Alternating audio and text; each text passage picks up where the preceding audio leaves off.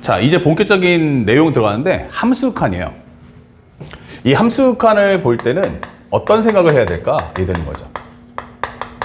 함수칸의 목적은 단순합니다. 여기는 챕터를 나누지 않고 한 번에 갈 수가 있다는 얘기야. 첫 번째는 무슨 함수야? 그러면 연속함수야. 연속함수는 기본적으로 목표는 연산이 되는 거야. 연산이 목표다.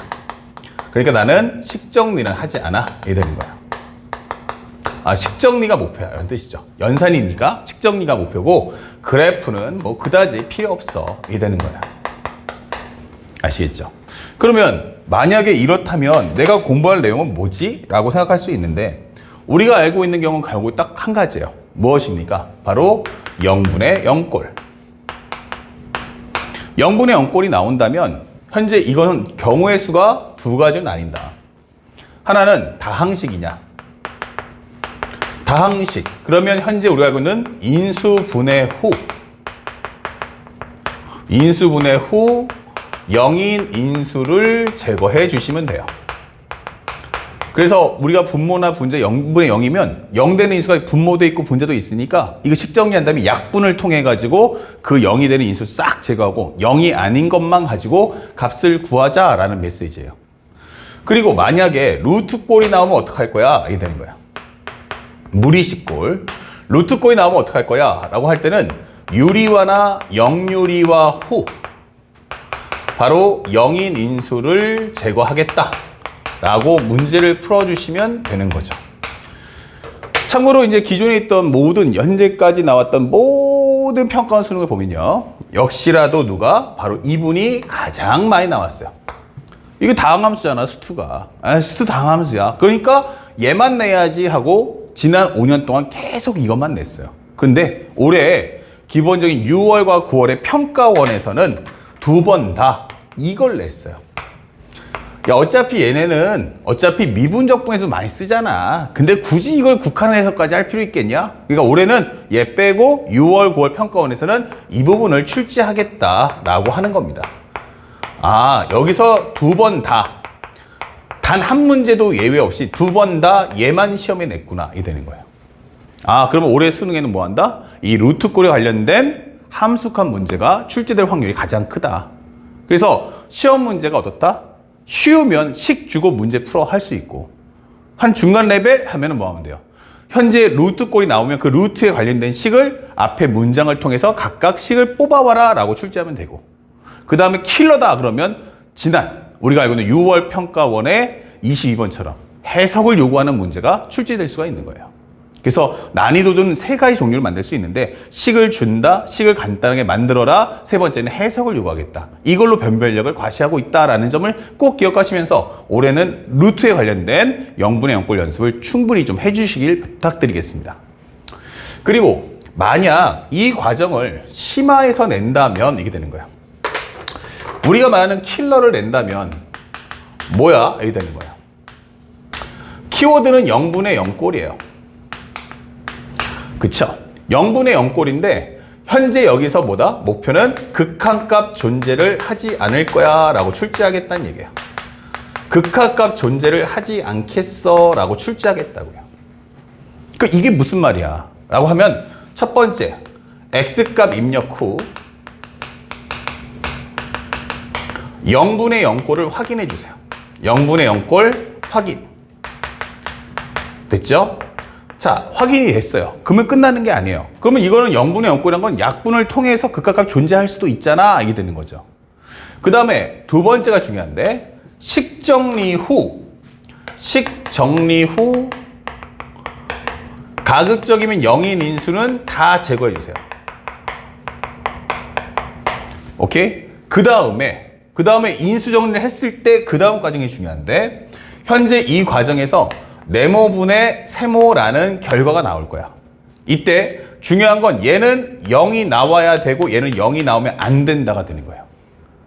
다 자고해서 이제 혹시라도 극한값 존재하지 않을까라고 다시 한번 x값 넣었을 때, 이때 경우는 분모가 0이 되고 and 분자는 0이 되면 안 되는 설정이 나왔을 때, 분모만 0 되는 상황이 나왔을 때, 이럴 때 우리는 이 값이 존재하지 않는다라고 설명하는 거예요. 그래서 첫 번째는 0분의 0꼴인지 먼저 확인하시고, 두 번째는 뭐다? 0인 인수를 제거해라. 제거 다 했어? 오케이. 제거했는데 다시 x값을 입력해 봤더니 분모가 0이 나오는데 분자가 0이 나오면 안 되는 그 상황이 발생한다. 그때 우리는 극한값 존재를 하지 않는다라고 정의하는 겁니다. 그래서 이런 키워드, 그러니까 우리 항상 극한값이 있을 때만 공부하고 있다 보니까 아무 생각 안 한 거야. 이제부터는 공부할 때 심화는 해석이라 있죠. 그러면 극한값 존재와 존재하지 않을 때, 그 중에서 존재하지 않을 때는 어떨 때일까라고 묻고 싶은 겁니다. 아시겠죠? 그러니까 이런 것도 반드시 꼭 체크해서 매핑에다가 추가적으로 정리해 놓자. 그 다음에 만약에 불연속 함수면 어떻게 돼? 이게 되는 거야. 불연속 함수는 그래프가 다 끊어지죠.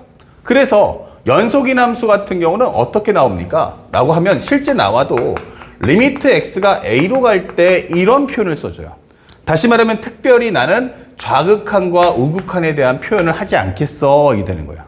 이걸 뭐하러 해? 연결됐는데 어차피 우극한이나 좌극한이나 똑같은 거 아니야? 이게 되는 거죠. 하지만 현재 불연속 함수에서 가장 중요한 코드는 왼쪽과 오른쪽이 다르겠지? 이렇게 설명이 되는 겁니다. 그래서 항상 좌극한, 우극한 이런 표현을 던져주고 있다. 이게 되는 거예요. 그러면 보는 순간 이거 불연속 함수겠구나 라고 판단해야 되고요. 그러면 이게 왼쪽과 오른쪽이 다르다는 얘기니까 이때는 목표가 뭐지? 라고 한다면 결국 이것은 연산을 출제하지 않겠다. 다시 말하면 식정리를 하는 것이 아니다. 이렇게 설명해 주는 거예요. 그러면 나의 목표는 뭐다? 철저하게 그래프를 그려서 해석해 주오라고 설명하는 게 목적입니다. 그래서 가장 기본적인 기본형이 나온다면 학생들로 하여금 뭔다? 그래프를 주겠다. 그래프 혹은 식을 줄게. 이게 되는 거야. 야, 그래프나 식 줄 테니까 한번 판단해봐. 그러면 우리가 그림을 그렸을 때 현재 여기가 A, 여기가 B 이렇게 되는 거예요. 그랬을 때 현재 왼쪽의 과정은 이런 식의 값이 나올 거다. 자, 이런 식으로 그래프가 나올 거다. 그러면 상대방이 학생들로 하여금 이렇게 던져주고 질문은 뭐가 된다? 바로 리미트 x가 a-일 때 fx가 뭐냐? 리미트 x가 b 플러스일 때 fx가 뭐냐? 이렇게 좌극한 우극한에 관련된 질문을 할 거야 라고 출제하는 거예요. 그러니까 이런 것들은 이제 보통 이제 학생들 중에서 공부가 약한 애들도 맞출 수 있게 하기 위해서 가장 스탠다드하게 출제하는 유형 중에 하나예요.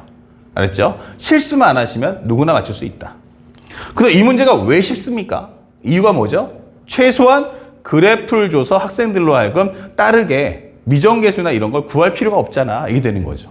그래서 우리가 보통 완벽하게 식을 다 줬기 때문에 완벽한 그래프를 줬기 때문에 문제를 풀기가 매우 쉽다. 그 점을 꼭 기억하세요. 그리고 심화해 준다면 여기서는 두 함수의 곱을 줍니다.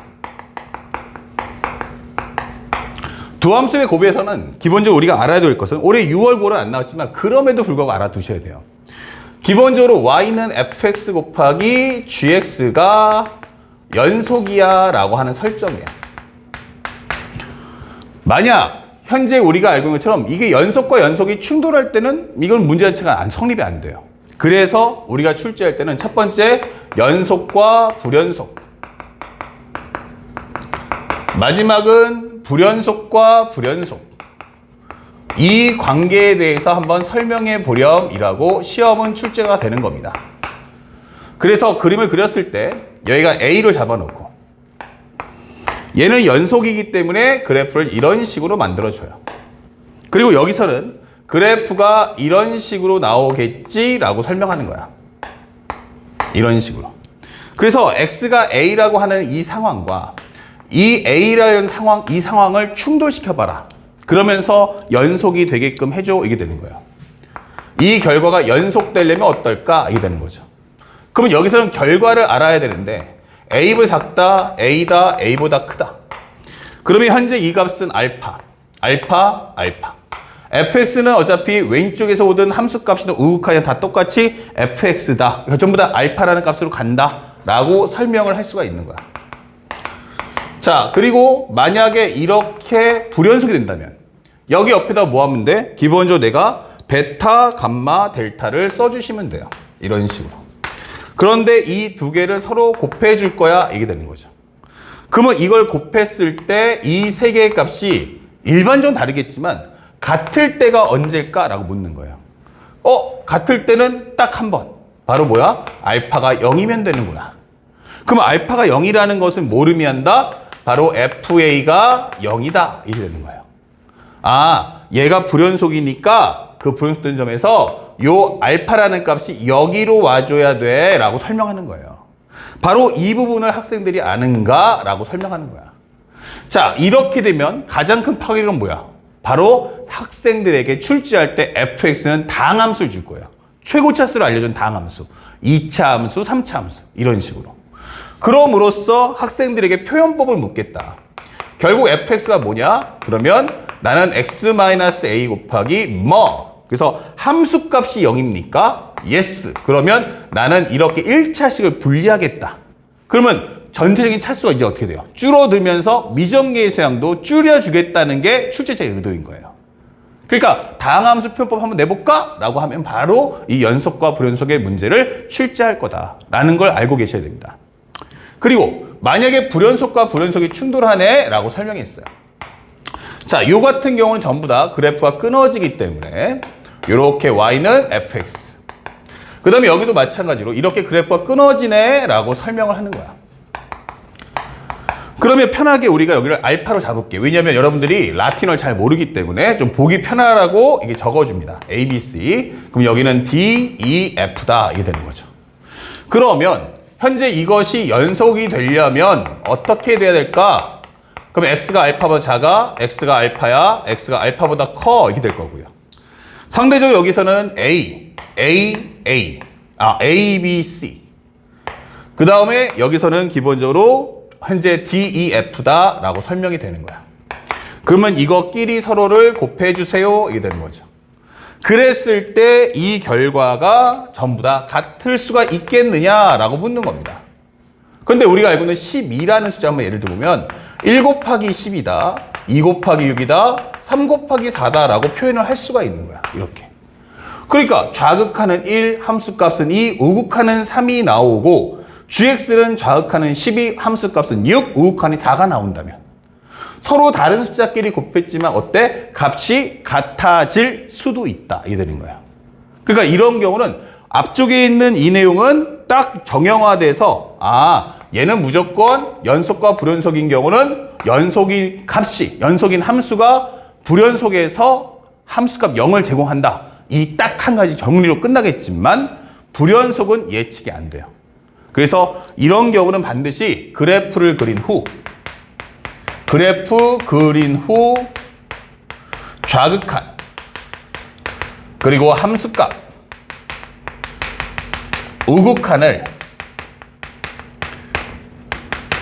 우극한을 각각 비교한다.